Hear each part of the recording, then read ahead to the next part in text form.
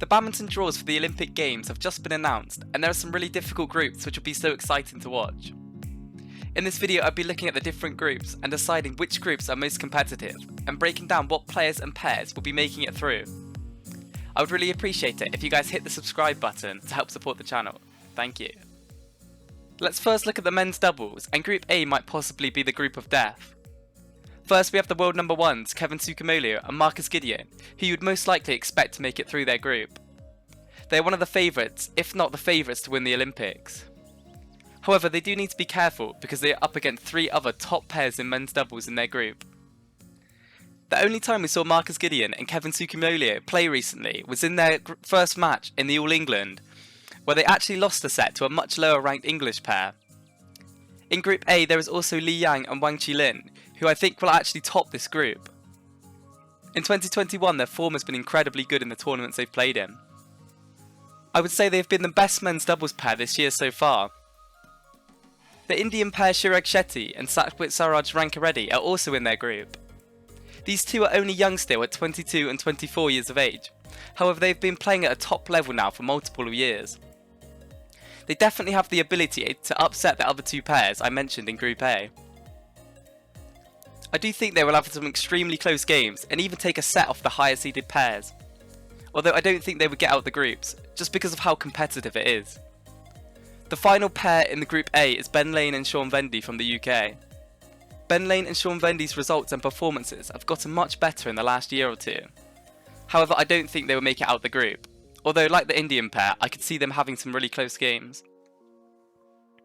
In Group B, the winners of the group should definitely be the Japanese pair, Yuta Watanabe and Hiroyuki Endo. They are the best pair in their group, and I'm sure they would do really well at the Olympics in their home country. To go through with them, it's hard to decide. You either have Ivan Sozanov and Vladimir Ivanov, or the Danish pair Anders Rasmussen and Kim Astrup. I'm going to pick the Danes to get through their group though in second place. I think they are a bit more consistent, and they also have had some decent performances lately. The 2 Russians have such a different style though, because of their power and height, it is difficult for pairs to adjust. Group C is where you have 2 doubles pairs who are in the top 6, and then after that the level drops off. Therefore you would expect Li and Lu from China, and Tsunoda and Kimura from Japan to go through. Who will finish top in this group though? We haven't seen Li and Lu play in such a long time, therefore it's so hard to decide. However, I think the style of Keigo Tsunoda and Takeshi Kimura will beat the tall Chinese players. I think they will be able to do well in the fast flat game, and Kimura is so effective at the front of the court. I think they will also be a bit more consistent, and reaching the final of the All England this year will help them. Group D is another really tough group, where one of the top pairs in the world will be knocked out. Which one of the top 3 will not qualify though? I have doubted Setyewan and Asan a lot lately, just because they are getting older now and aren't always that consistent. Sometimes they can play really good and other times really poorly. Also, it's probably their last Olympic Games together now. I've rated Chol So-gyu and Si Seung-jae a lot too. They've had some great results running up to this Olympics. Aaron Cha and So Wee-yik haven't been that good, and I would have liked to have seen them play better. They are such a great pair. It's so hard to decide which one of these 3 won't get through though. They are at a very similar level. If I had to choose though, I would probably say that I don't think Aaron Cha and So Wee-yik will get through. I'm going to skip over the singles just because the format is different, and there are much more groups in singles. This means all of the top 14 seeded players are in their own group and should be getting through to the next stage of the tournament. In the women's doubles, once again Group A has to be the hardest group. First in the group is the number 1 seeds from Japan, Sayaka Hirota and Yuki Fukushima. They are favourites coming into the tournament, and I predict that they will finish top of their group. However, the pair to come second in this group is very difficult to choose between. I don't think Chloe Butch and Lauren Smith will make it through, even though they've been playing quite well lately. I just think they struggle to get over the line, and also struggle to beat many pairs higher ranked than them, and all 3 of the pairs in their group are higher ranked.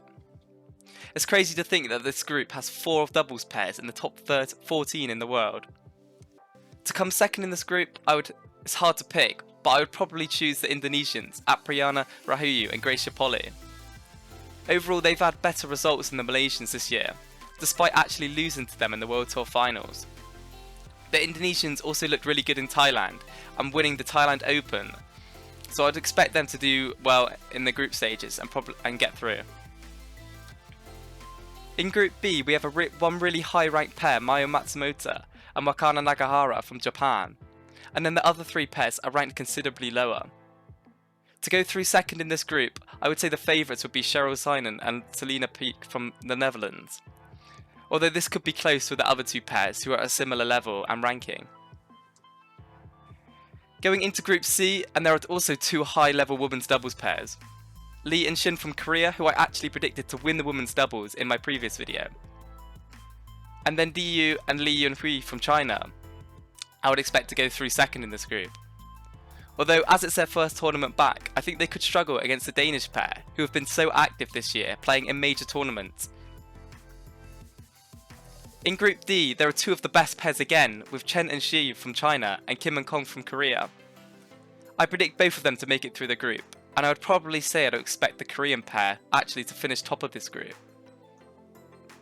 The mixed doubles. First off in Group A, I think this is probably the easiest group to predict. Zheng Siwei and Huang Yishong from China should be finishing top of this group.